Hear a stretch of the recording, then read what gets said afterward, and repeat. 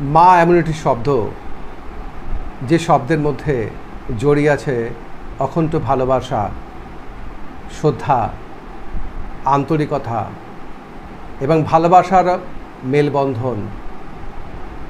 এবং সেই মা জন্ম থেকে শুরু করে প্রাপ্তবয়স্ক হওয়া পর্যন্ত মায়ের অকৃত্রিম ভালোবাসায় জড়িয়ে থাকে আমাদের জীবনে। আর সেই মা বিভিন্ন সময়ে অবহেলিত হয়। তারই বিন্যাস নিয়ে আজকের বিষয়, মা। মা অঙ্ক বোঝে না।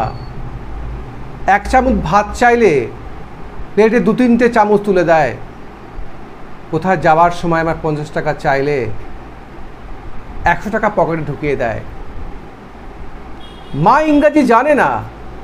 আই হেট ইউ বললে মানে না বুঝে আমাকে ভালোবেসে বুকে টেনে নেয়। মা মিথ্যাবাদী, মা লায়ার। না খেয়ে বলে খেয়েছি, পেটে খিদে থাকা সত্ত্বেও নিজে না খেয়ে প্রিয় খাবারটা আমার জন্য যত্ন করে তুলে রাখে। মা বোকা। সারা জীবন চিনির বদলের মতো সারা জীবন সংসারের উন্নতির জন্য খেটে যাচ্ছে, ছুটে যাচ্ছে এবং জীবনের উন্নতির জন্য, সংসারের উন্নতির জন্য জীবন কাটিয়ে দেয় পরিশ্রম করে। মা চোর। আমি বন্ধুদের সাথে পিকনিক করতে যাব বলে বাবার পকেট থেকে টাকা চুরি করে আমার হাতে গুঁজে দেয়। মা নির্লজ্জ।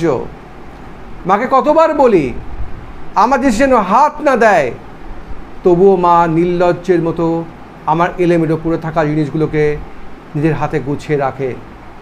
মা বেহায়া। আমি কথা না বললেও জোর করে এসে বেহায়ার মতো গায়ে পড়ে কথা বলে। রাতে ঘুমের ঘোরে আমাকে দরজায় উঁকি দিয়ে মেরে দেখে যায় আমি ঠিকমতো ঘুমিয়ে আছি কিনা। মায়ের কোনো কমন সেন্স নেই। আমার খাবার প্লেটে খাবার কম থাকলে, খোকা এত কম খাচ্ছিস কেন বলে সবার সামনে জোর করে খাওয়ায়। মায়ের চোখে আমার স্বাস্থ্য কখনোই ভালো হয় না। মা কেয়ারলেস।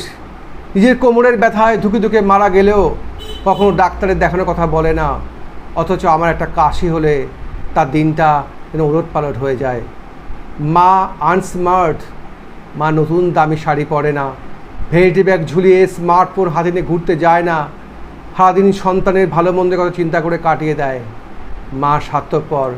নিজের সন্তান ও স্বামীর জন্য মা দুনিয়ায় সব কিছু ত্যাগ করতে পারে। পৃথিবীর সবচেয়ে খারাপ মানুষ হচ্ছে মা। তাই বুঝি আমরা সন্তানেরা তাদের এত কষ্ট দিই, তবুও আমাদের তাদের পরিবর্তন হয় না। প্রতিদিন সব আচরণ তারা ব্যবহার করে। নিজের পায়ে দাঁড়াতে শিখেই আমরা তাদেরকে আমাদের জীবন থেকে দূরে সরিয়ে রাখি, তবুও তারা নির্বোধের মতো সৃষ্টিকর্তার কাছে আমাদের জন্য প্রার্থনা করে। সারা জীবন তারা আমাদের ভালোবাসা দিয়েই যায়। বিনিময়ে শুধু নিয়ে যান একবার হলেও সন্তানের মুখে আদরের মা ডাক শুনতে চায়। আদরের মা ডাক, মা তুমি কেমন আছো, এই শব্দ শুনতে চায়। এই ধরনের গল্প, নীতিকথা এবং আদর্শ যদি আপনি জীবনে শুনতে চান, জানতে চান, আগ্রহী প্রকাশ করেন, অবশ্যই আমাকে ড্রিম অ্যাচিভার্স এইচপি চ্যানেলটিকে আপনাকে সাবস্ক্রাইব করতে হবে, লাইক করতে হবে, শেয়ার করতে হবে এবং মতামত দিতে হবে। অবশ্যই ডান দিকে দেওয়া বেল আইকনে প্রেস করবেন। থ্যাংক ইউ, ধন্যবাদ।